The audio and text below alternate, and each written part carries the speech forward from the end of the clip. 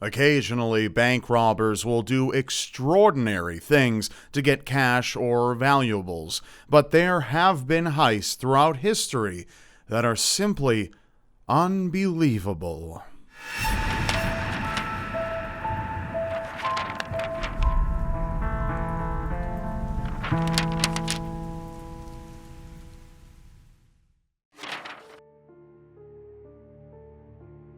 In 1995, Stéphane Breitwieser wandered into a poorly guarded museum, removed a painting from its frame, and walked away undetected. With his girlfriend as the lookout and occasional distraction, this theft was the first of many. Over 7 years, Stéphane stole more than 200 pieces from galleries, museums, and even churches across Europe. The most valuable piece he lifted was a painting by artist Lucas Cranach the Elder, titled Sibylle, Princess of Cleves, estimated to cost nearly $6 million. He displayed most of the stolen paintings around his home, giving others to his mother. The heist came to an end when he was arrested for his second attempt to steal a 16th century hunting bugle worth over $57,000. When police searched Stéphane's mother's home, they found that she destroyed most of the priceless works of art, claiming she did it out of anger towards her son. She had put pieces in the trash, shredded paintings to ribbons, and threw pottery, jewels, figurines, and a 17th century crossbow into the canal. Stéphane said that the creator or value wasn't as important to him as the beauty of the work itself, and now the former criminal has turned published author, admiring art from afar.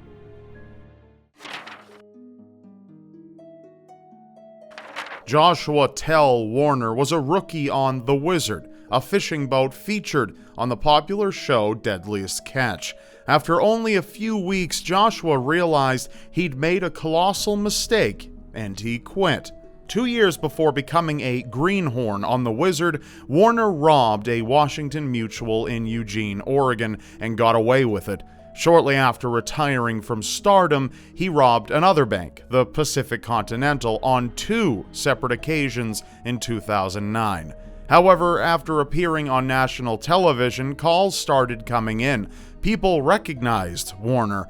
Detective Jeff Donica did some brief sleuthing and came across security footage of Warner in action, confirming his identity and his crimes. Warner was arrested in Illinois, where he was sentenced to 9 years in prison. When all was said and done, Joshua Tell Warner had stolen around $12,000 total.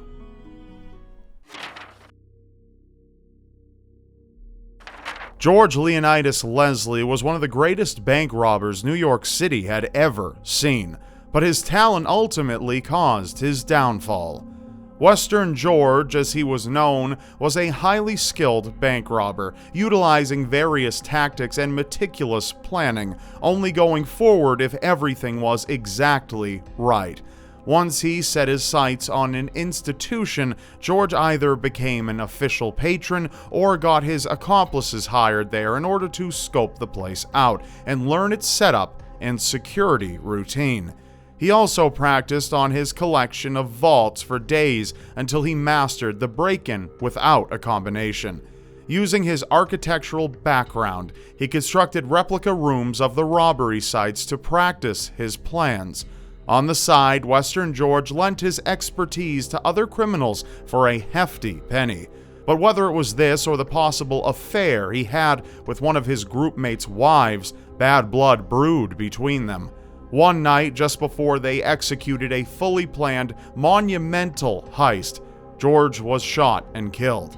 George Leonidas Leslie's group completed the heist without its leader, walking away with $3 million, and to this day, his murder remains officially unsolved.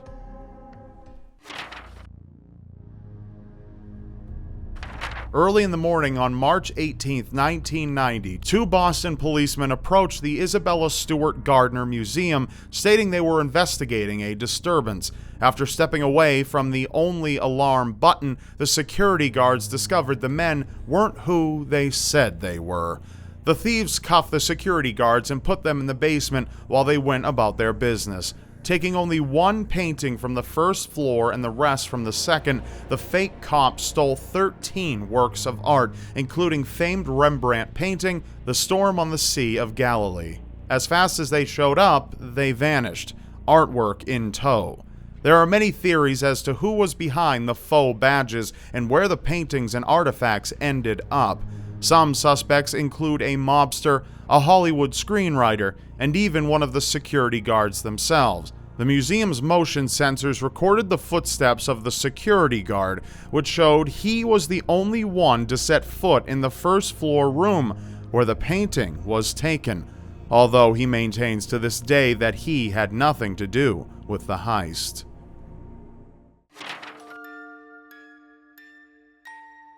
In 1997, Alan Pace was fired from his job as safety officer for Dunbar Armored Company after he was caught tampering with the company vehicles.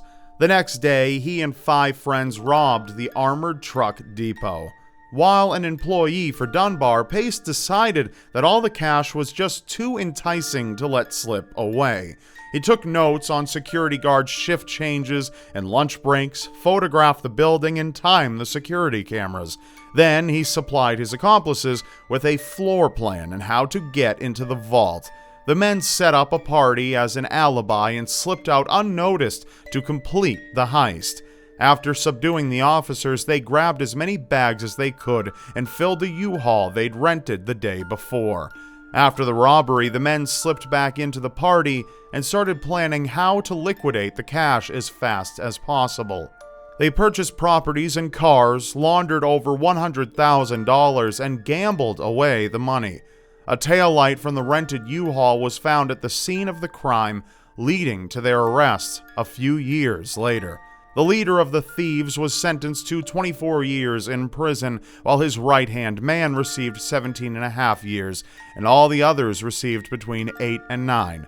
In total, the 5 men stole $18.9 million, with $10 million still being unaccounted for.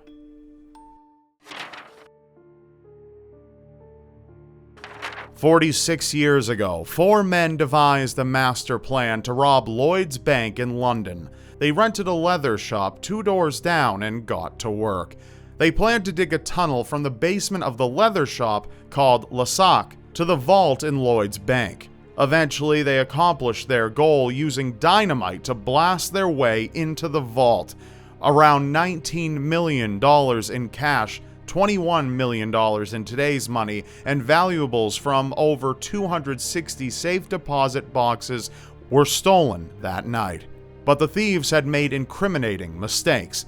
They used walkie-talkies to communicate with each other about the tunnel's progress and entrance to the vault. Robert Rowland overheard them the night of the robbery while switching between channels on his ham radio. He contacted police, who found an empty vault and a snide message that said, "Let's see how Sherlock Holmes solves this one."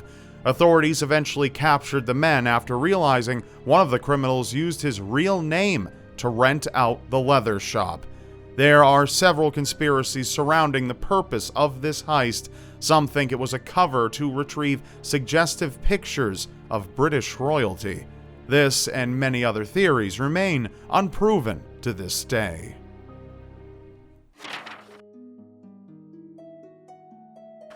Typically, thieves require a quick getaway, and most of the time that means having a car ready and waiting. But in 2009, Stockholm, Sweden witnessed a one-of-a-kind robbery when the thieves escaped in a helicopter. The men stole a Bell 206 Jet Ranger the day before and used it to get in and out of the cash depot. Once the helicopter landed on the roof, they smashed the building's windows in with sledgehammers, blowing the doors open with explosives. Armed with submachine guns, they loaded several bags of cash into the helicopter and took off, eventually ditching it in a lake. Police couldn't use their helicopters to pursue the thieves as they had placed bombs around the base, successfully thwarting the officials. To further impede authorities, they had even placed caltrops on the roads around the cash depot. There have been no reports stating exactly how much money was stolen from the cash depot, but it is estimated to be in the tens of millions. Near the end of 2010, 7 men were arrested and sentenced to prison for their involvement.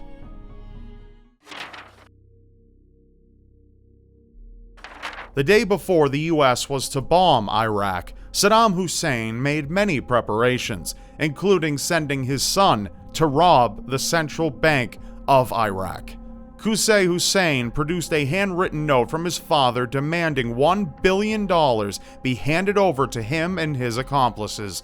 The nearly $900 million in American money was so hefty that it required 2 hours to load it and 3 trucks to transport it. Sometime later, while U.S. troops searched for Saddam, they recovered approximately $650 million of the stolen money from one of his palaces.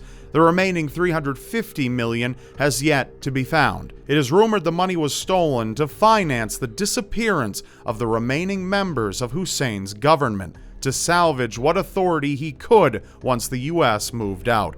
But in December of 2006, Saddam Hussein was hanged by the Iraqi Special Tribunal for his crimes against humanity.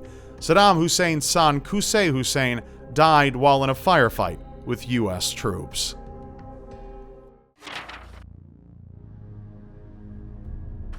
Over the centuries, thieves have found numerous ways of garnering cold, hard cash, and bank robberies are among the most popular.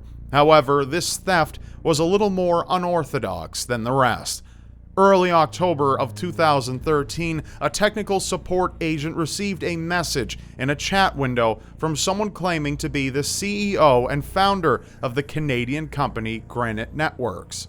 Within 2 hours, without verifying their identification, the technician rebooted the entire system. While it was down, the thieves sped past all the software security checkpoints and gained access from the inside. From there, the thief transferred about $100,000 from the company to him or herself. Physically walking into the company's building requires a keycard to access the main door, a retina scan, and a numeric code needed to enter the server pen. However, this con artist bypassed all security by simply cyber-chatting with an employee. It is believed that the theft was an inside job as they exploited a known weakness, and the real CEO, James Grant, has assured all customers that their funds are safe and the loss was covered out of the company's own wallet.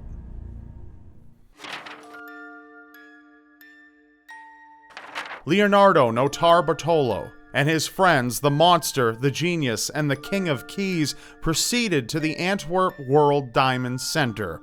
After years of planning, they were ready to take on the most secure vault they'd ever come across in their careers as thieves. The vault was armed to the teeth with multiple layers of security, including a combination dial that had 100 million possible combinations, a specific foot-long key, seismic activity, light, heat, and motion sensors, a locked steel grate, a magnetic sensor, and several cameras. However, they prepared for these obstacles, and each one of the men specialized in taking them down. Using hairspray and styrofoam to neutralize the motion and heat sensors, taping over the light sensors, a homemade aluminum magnet, garbage bags for the security cameras, and some very precise drilling, the men left the vault with what authorities believed was $100 million in diamonds and currency.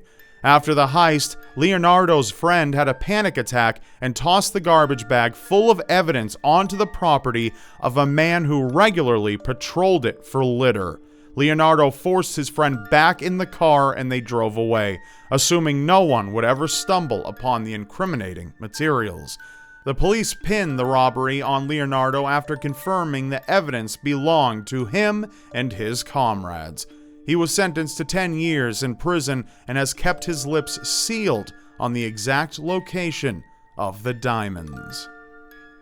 That's all for now, and remember, you may not believe it, but anything is possible in a world so seriously strange. Now be sure to check out another one of my videos, and of course, be sure to subscribe to my channel now, because you won't want to miss what's next. And I'll see you next time.